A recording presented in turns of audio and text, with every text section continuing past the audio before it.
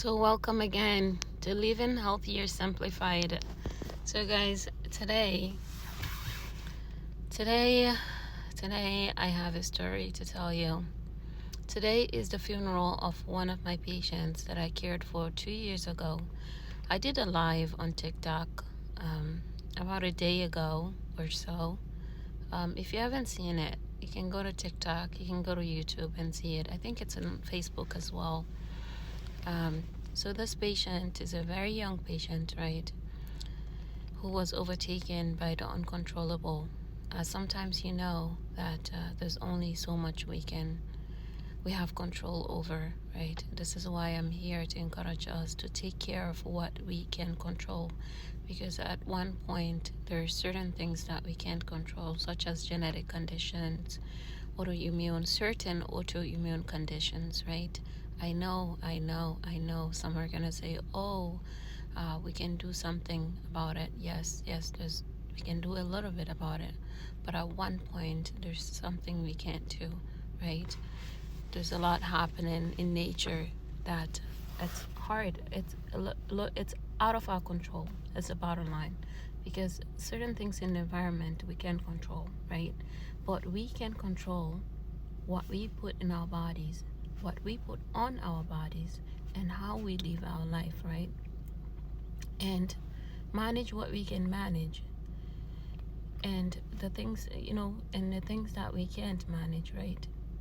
Then we can't, right? And try to advocate for them to change if it's something that can be changed in certain different ways. So, like I said, this is a young lady.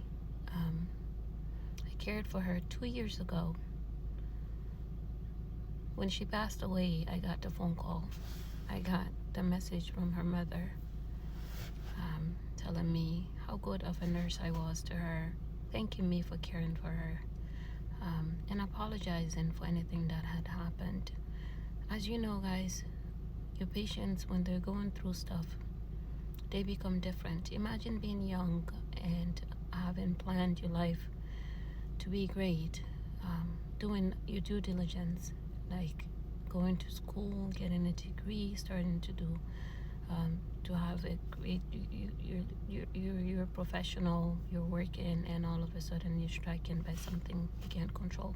So that frustration, in addition to medications that which have side effects, right, can have side effects on the person, can be a lot, can turn the person into someone different, right? But at the end of the day, as nurses, we have to make sure that we do our role, right? We also have to practice within our scope of practice. So anything beyond or above that, we have to say no to, right? Because then we're putting ourselves at risk, right? And we don't want that for the patient as well. So just remember that it's okay to say no to something that is out of your scope of practice, right? And you do not need to apologize for it. And sometimes it can be difficult for family members to understand at that time. Some of them understand later, and if they don't, try to explain to them. If they don't, it's okay, right? It's okay.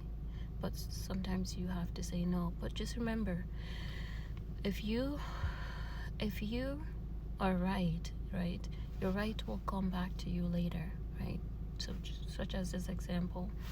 So two, as nurses, we want to leave a legacy, right? You want to leave a legacy. You want to serve to the highest level, so that you will be remembered for the work you've done. After 2 years of caring for this patient, I still get this message from the mom, and thanking me for what I have done. That means I have impacted them in a positive way, right? That means I served to the highest level possible, which is what I do every day, and I get this a lot.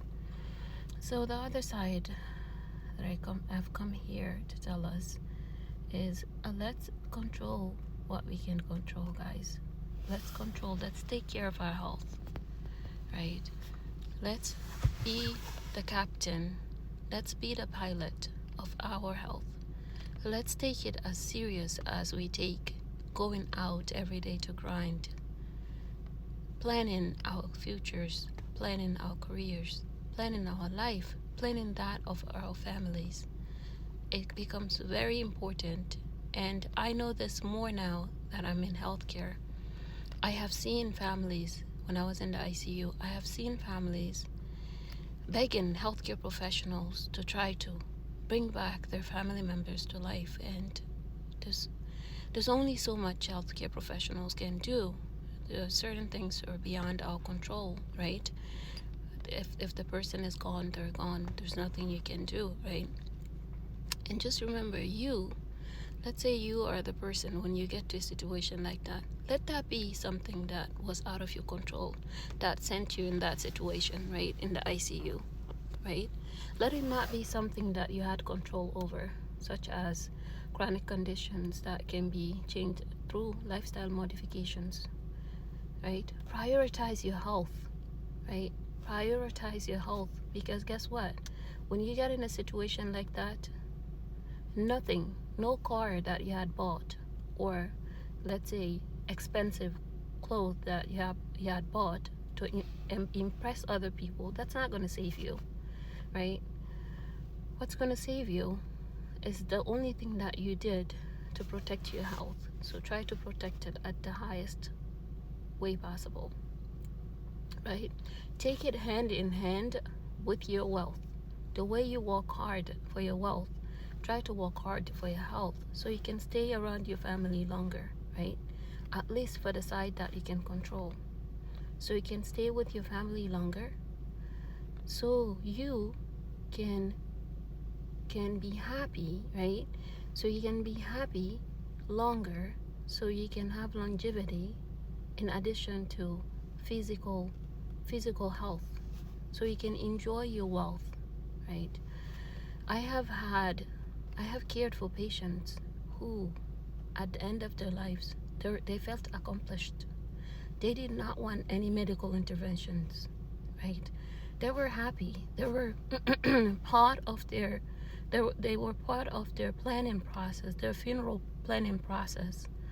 They had no guilt, like literally. I want to be that person. Like I want to be that person. I want to get to the end of my life. I want to live the longest possible, right? I'm sure all of you too. And at the end, because all of us should expect death, right? It's not something that's inevitable. But our wish is that we live our life to the longest possible, right? We live our life to the fullest.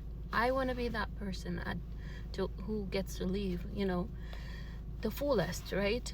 Be part of my funeral planning process, right? I thought that was beautiful, caring for patients, who had that chance to be like, I am fulfilled. I'm happy for the life I've lived.